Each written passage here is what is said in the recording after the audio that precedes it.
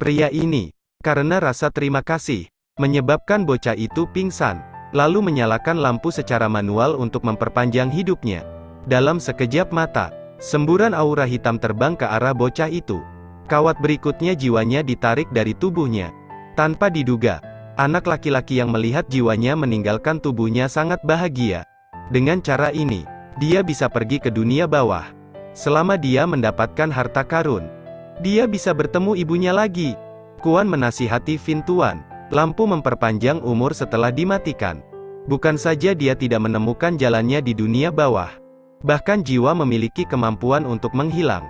Pasti kembali dengan cepat. Keduanya tidak ragu lagi, menyelinap ke gerbang dunia bawah. Di bawah arahan Jenderal Kulit Putih, Fin Tuan berhasil menyusup ke dunia bawah. Nenek menghargai dia untuk menemukan bendera hitam di depan matanya. Tapi sementara Fin Tuan mengambil tindakan. Di dunia, ibu tiri dengan ganas masuk ke kamar. Memperpanjang hidupnya, dia juga dirobohkan. Segera ditampar, Fin Tuan hendak mengambil bendera dan jatuh ke tanah. 3 jiwa terpisah dari tubuh akan menghilang. Tulan memarahi Fin Tuan sekali. Melihat bahwa dia tidak bereaksi, dia mengambil tindakan. Tapi detik berikutnya, Tulan langsung tersentak.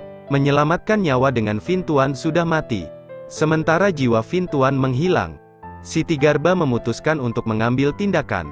Menggenggam jiwa Fin Tuan, orang-orang yang hidup di dunia bawah harus dikirim ke reinkarnasi. Fin Tuan baru saja selesai mendengarkan jiwa langsung takut pingsan. Melihat anak itu sudah tidak bernafas lagi, Tulan sekali lagi mengungkapkan kegembiraan atas penderitaan orang lain. Tetapi dia tidak menyangka bahwa Siti Garba Bodhisattva tersentuh oleh kesalehan berbakti Fin Tuan. Dia tidak hanya menyelamatkannya, dia juga secara pribadi menyerahkan bendera hitam dingin kepada Fin Tuan. Dia bahkan secara pribadi membawa Fin Tuan keluar dari dunia bawah. Pada saat ini, Duong Han masih berlutut dan memohon untuk menjadi keluarga kerajaan untuk menyelamatkan putranya.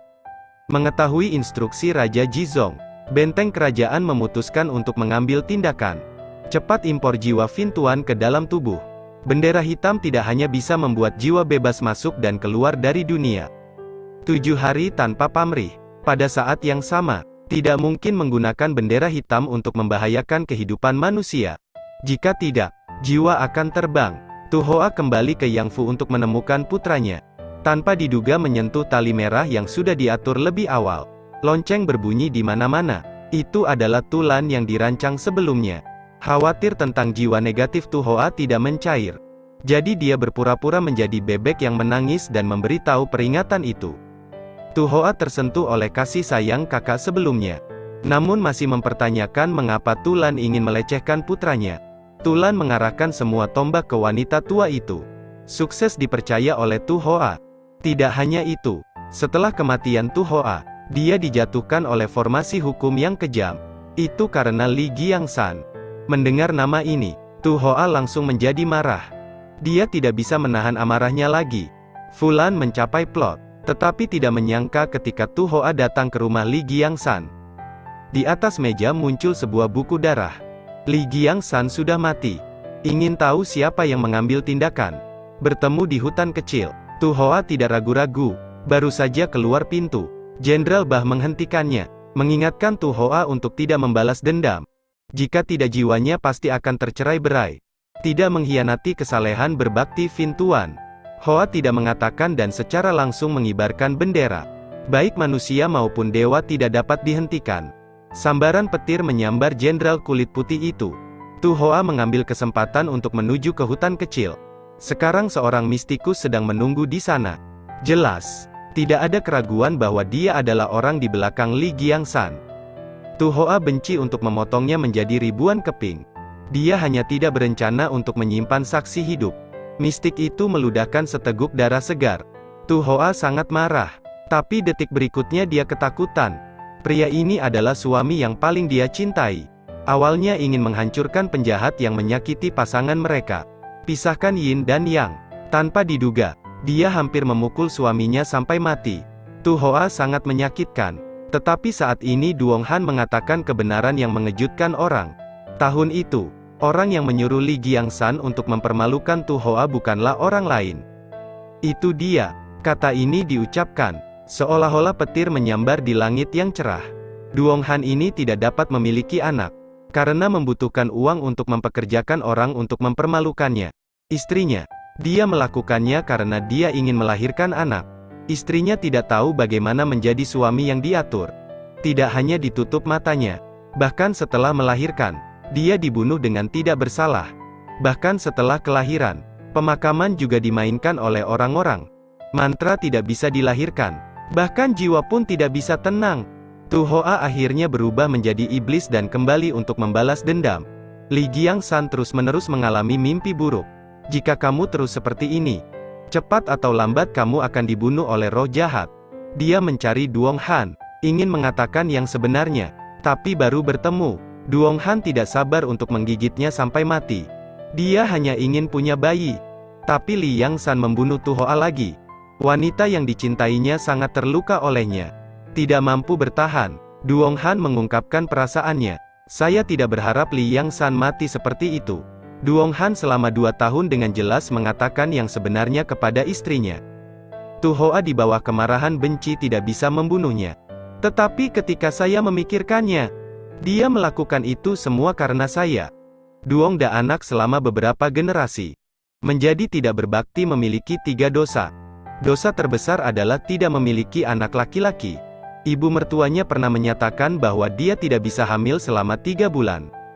Dan segera memaksanya untuk keluar dari keluarga. Memikirkan hal ini, Tu Hoa tidak bisa mendapatkannya. Berbalik dan menghilang. Namun tanpa diduga, Duong Han baru saja diselamatkan.